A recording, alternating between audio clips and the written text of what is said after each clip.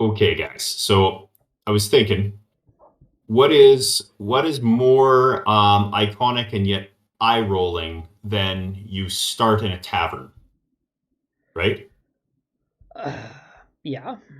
Wait for it.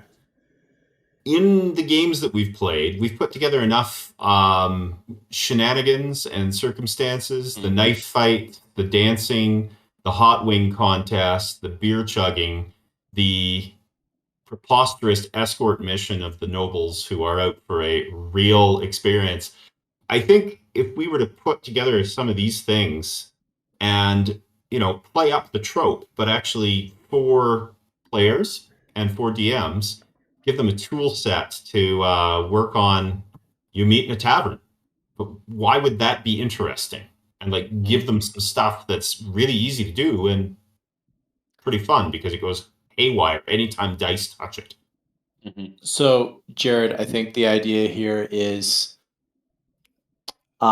there's a number of products out there that are, I'm going to say, specialty rules or kind of like um, extra well thought through homebrew house rules on how to do this, how to do that.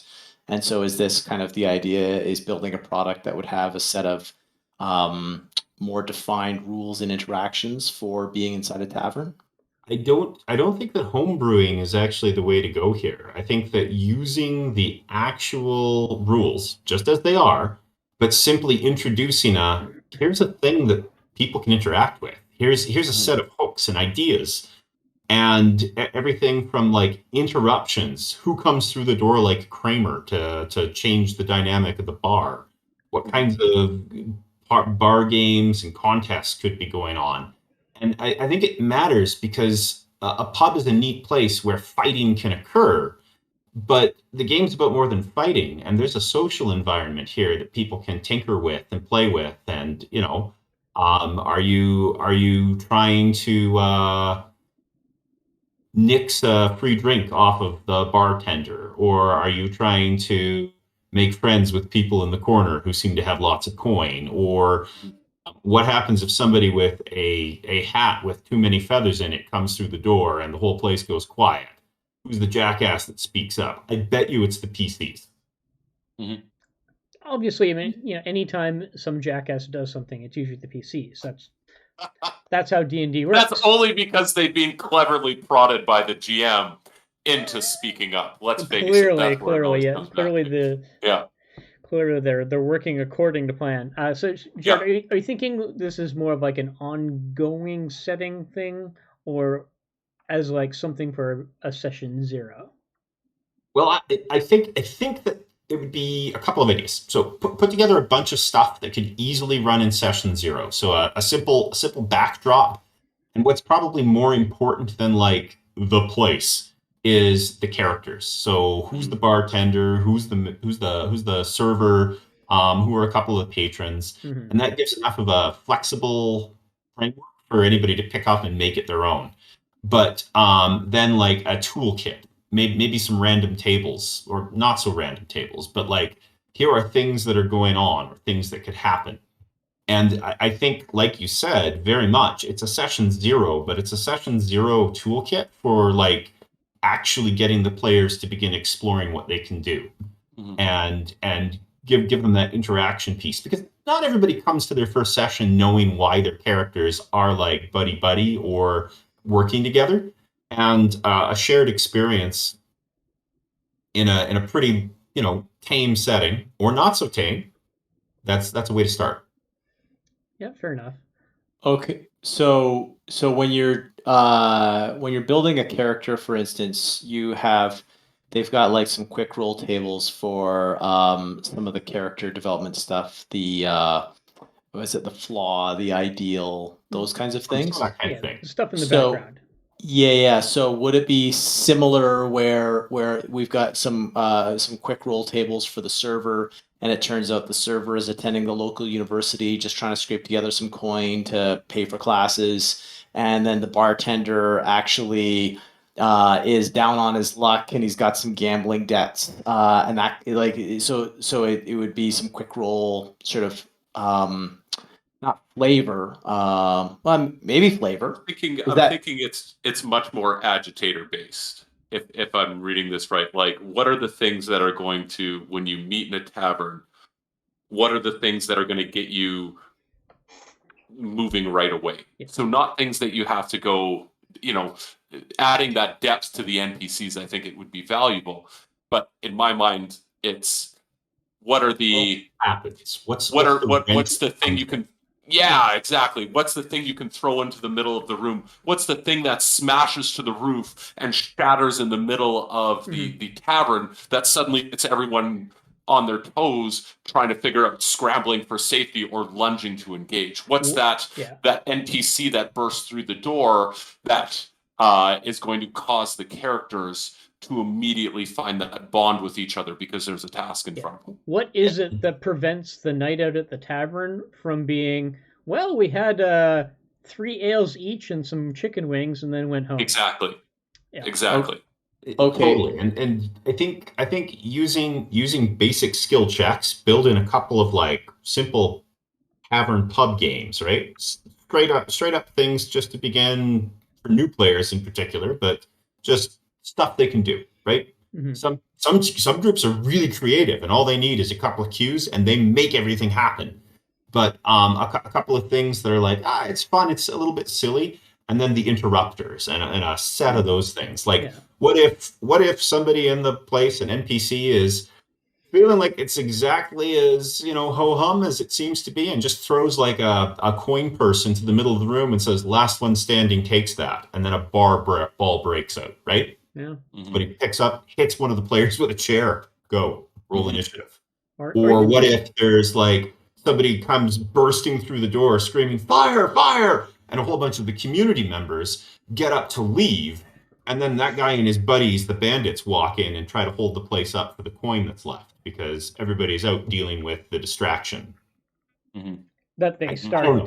don't know. The fire that they started. Exactly. Or the fire that they started, exactly. Because PCs don't necessarily know anything. It's like, is there a thing about this? And a whole bunch of people go tearing out. And, for a DM, hey, my players go to help stop the fire. You got a thing. Hey, my players don't care. Great. They're there to watch the bandits walk in who are trying to rob the place. I don't know. These are just a couple of basic ideas. I got one. Back to those pub games you're talking. A bit of money on the line. One of the NPCs blatantly cheats. And he's the nephew of the guard of the captain of the guard. Ooh, I like that one. Yeah. So there's the complication as well as just what happened. Yeah. Complication's always good. It feels a little bit like the adventure comes to you rather than the PCs go out in search of adventure. Exactly. Yeah, That's very much what I think of it. This can be a nice change of pace. It can be something that's a group can use as kind of a filler adventure. They're not sure how many people are there. Well, we're back at town. Hey, a few of us go out. The others are like whatever, tending to their goat herd or something. But it's an easy pickup toolkit. It's also something that, as Greg had mentioned, might be really good as like, here's your tutorial level. Like if you think about games, video games, that is, there's always something, usually relatively low test, but that feature a whole variety of options so that people can get used to them. And this is a way to do it, because the whole trope of you meet in a tavern is often that this is where people get to introduce their characters to each other, sort a few things out, begin to express what their people can and cannot do, or want to do at least. And so giving some room for that kind of social interaction without it being like, so my character is a dwarf with a big beard, had a heavy Scottish accent. He has, right? Rather than that, because not everybody's great at self-description of their character, or they get into lots of physical details, but that's not really about the dynamic of the team. Yeah. But throwing things into their path that makes them react and act seems like a useful kind of resource. Interesting, almost like a set of D&D icebreakers. Yeah, very much so. Yeah, that works. Very much so. And especially, it definitely depends upon the group, but sometimes you throw a plot hook out there, and they just don't bite. Mhm. So sometimes like Pierre said, the adventure needs to come to them rather than Mhm. them going to the adventure. Yeah. Or you just need that filler as a DM. You need that quick grab, that simple thing you can just kind of go Hmm. to make downtime more interesting, to make that time between adventures have a little bit more punch sometimes. Or especially if you have like half an hour left in your usual session time. Exactly. That quick little filler that takes it through to the end. And, Yeah. and can very be a much good so. setup for the next adventure. Yep. Yep. So everybody's in the pub. They're all having a drink. Everything's nice and easy. Stuff is fine. Which character has the highest passive perception? Out the window, they see a large, burly man with a bloody, dripping axe walk slowly past the view. Nobody else seems to notice, but you do. Mm. Yeah, I had the person bleeding breaks in through the front door and collapses on the ground, and suddenly, the rest of the tavern goes quiet as you just see this figure laying there, and it's kind of like, what do you do? Do you leave him? Do you investigate? Or Person even comes in right better, after him.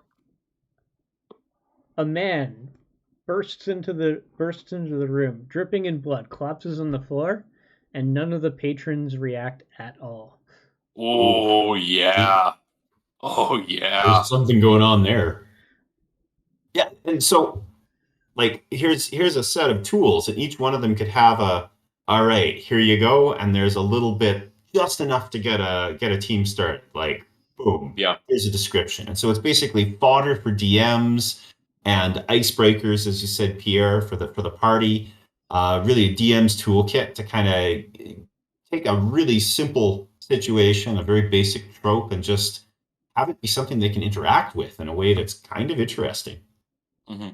I wonder if part of this might be almost like thinking of D&D icebreakers, maybe almost like not call and response, but a set of questions that the characters would have to answer, and it wouldn't be I don't think it would be the perfunctory kind of like, who are you, why are you in town. It would be more something about like, I don't know, not tell me what happened in your childhood, but